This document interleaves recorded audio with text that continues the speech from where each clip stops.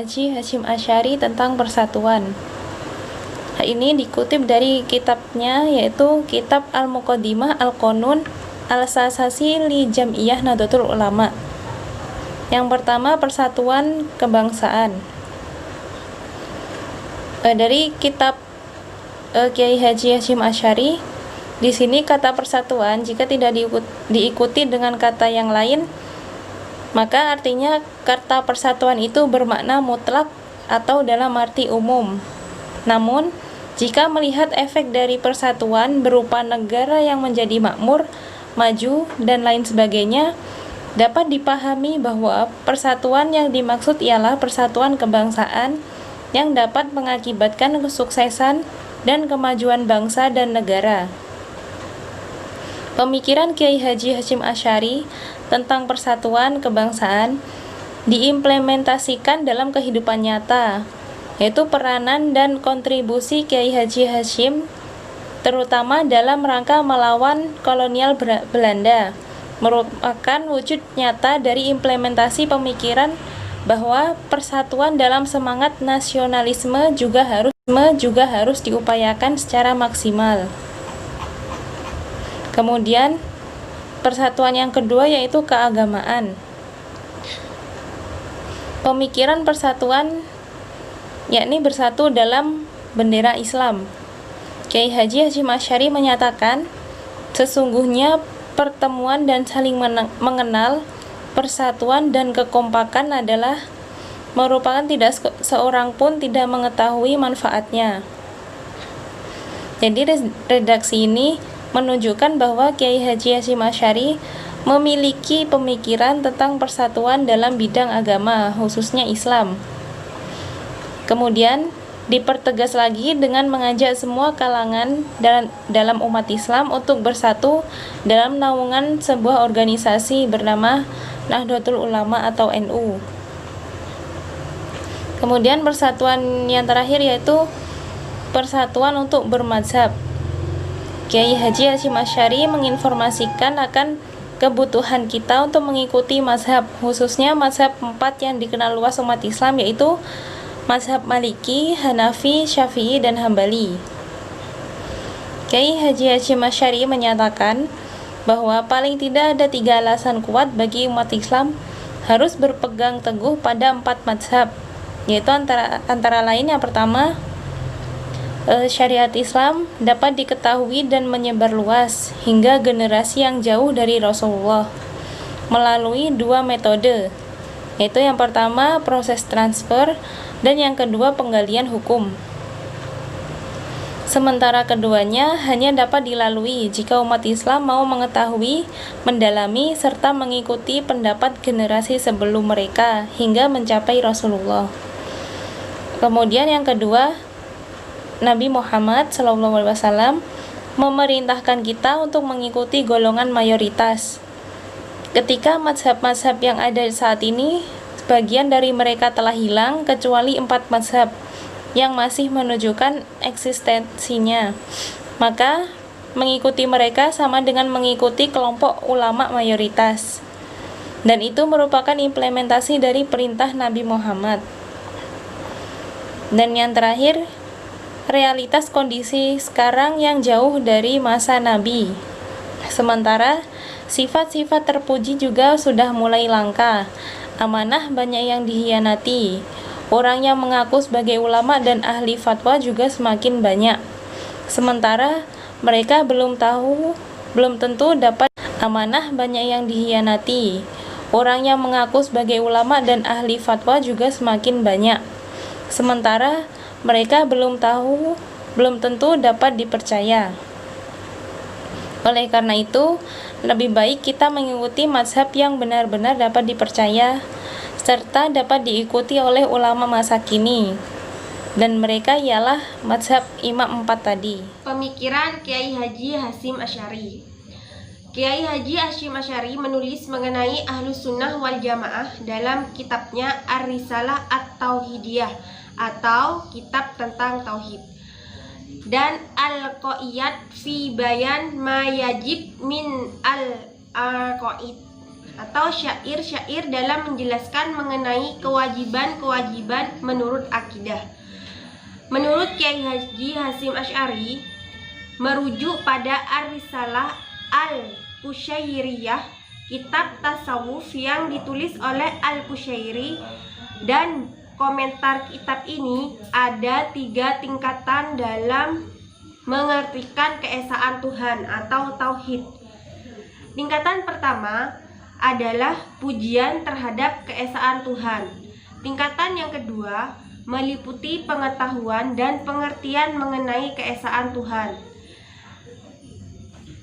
Sementara tingkatan ketiga tumbuh dari perasaan terdalam mengenai Hakim Agung Al-Haq. Tauhid tingkat pertama dimiliki oleh orang awam. Tingkatan kedua dimiliki oleh ulama biasa atau ahlul az-zahir.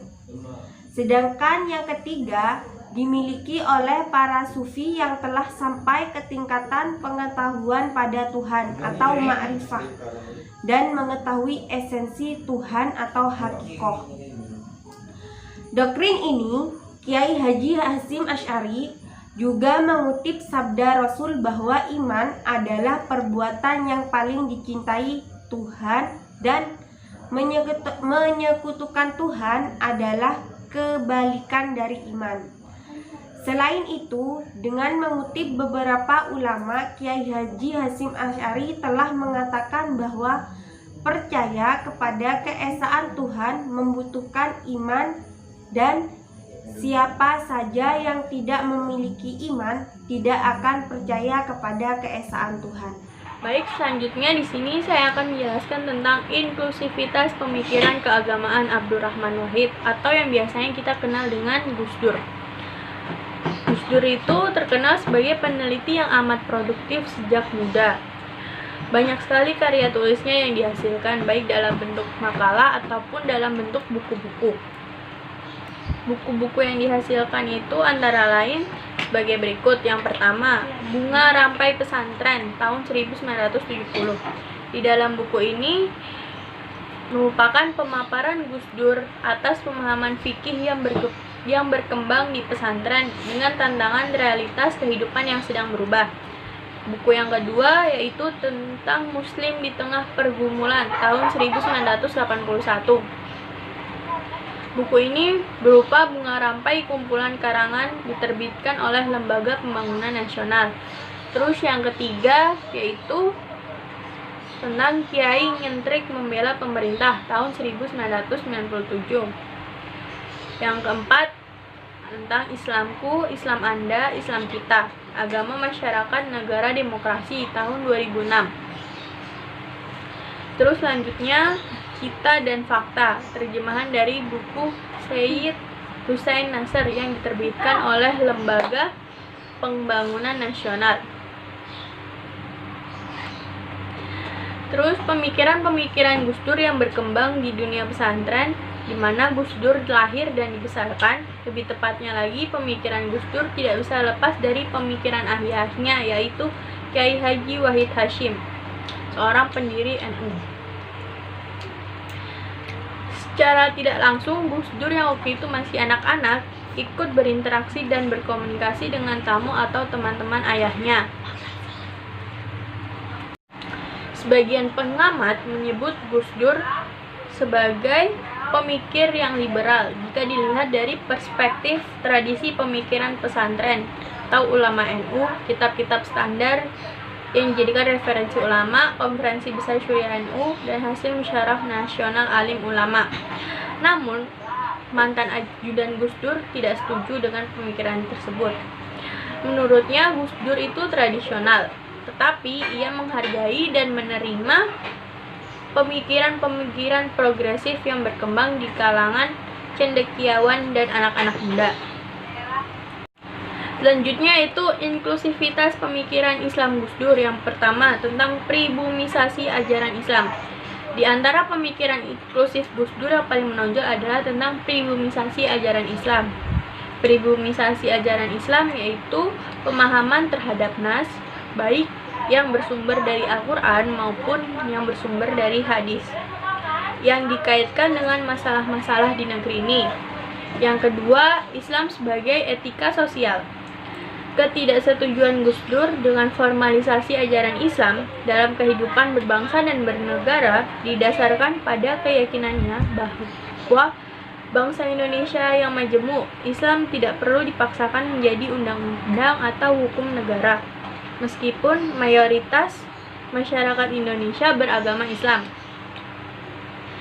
Sebaliknya, Islam bisa dijadikan sebagai etika sosial dalam kehidupan berbangsa. Gus Dur dengan jelas menolak formalisasi Islam dalam politik nasional. Gus Dur menolak kehadiran negara Islam yang memang tidak ditemukan konsepnya. Ia berketetapan bahwa negara nasional atau negara bangsa yang berdasarkan Pancasila merupakan bentuk final dari Negara Kesatuan Republik Indonesia atau NKRI. Baik, sekian penjelasan dari saya. Selanjutnya akan dijelaskan oleh presentator Kiai Haji Hasyim Asy'ari wafat pada tanggal 25 Juli bertepatan dengan 7 Ramadan pada pukul 3.45.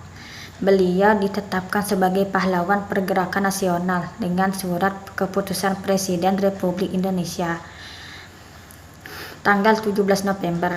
Di masa hidupnya, beliau mempunyai peran yang besar dalam dunia pendidikan, khususnya di lingkungan pesantren, baik dari segi ilmu maupun garis keturunan.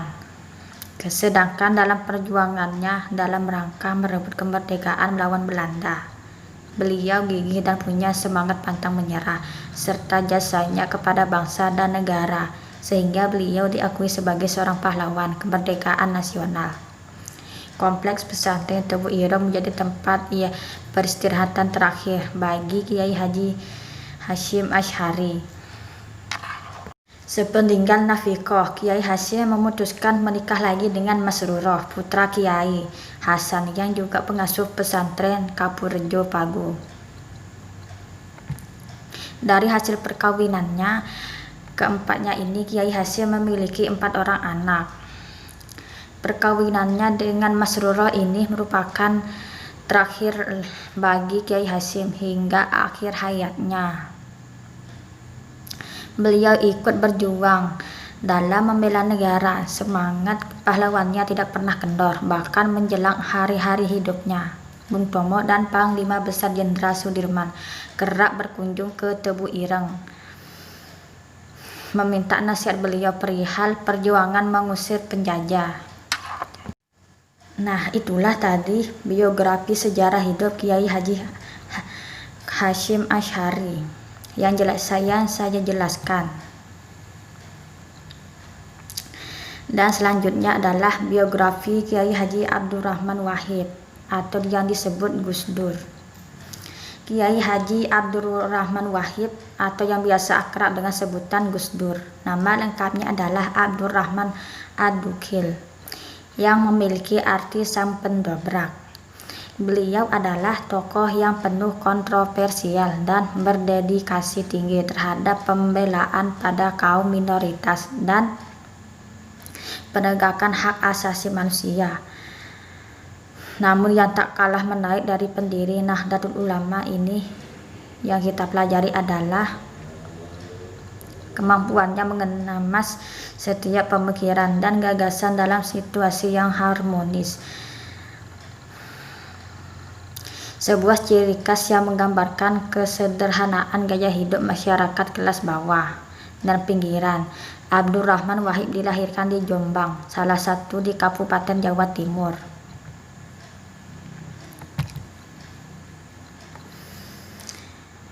Sebuah makna konotasi warna yang menunjukkan dua identitas kultur masyarakat yang berlawanan. Hijau adalah simbol masyarakat priai dengan kekuatan tradisi, spiritual, dan sufistik. Sedangkan abang adalah simbol untuk menunjukkan masyarakat abangan, yakni entitas kultural dan metodologi pra-Islam yang menjadi masyarakat pinggiran.